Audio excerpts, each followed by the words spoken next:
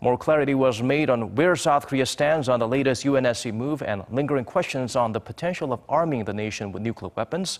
Myung-kil shares with us the remarks made by Prime Minister Lee Nakyon.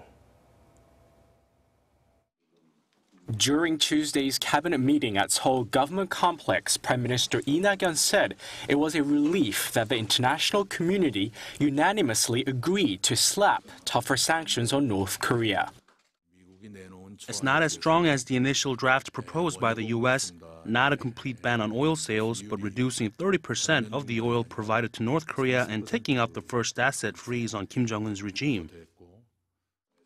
Prime Minister Lee elaborated that the UN resolution would not have happened if not for the strong relationship that has developed between the U.S. and Chinese presidents.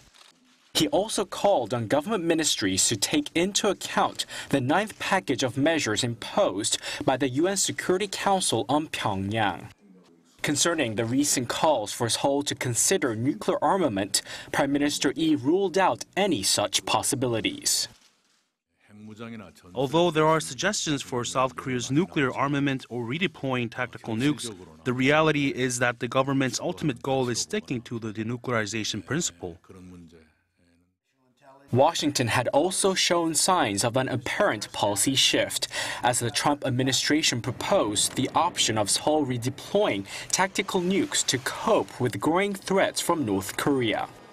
However, the South Korean government reiterated that its principle for a nuclear-free peninsula remains unchanged and that it has never considered redeploying U.S. tactical nukes.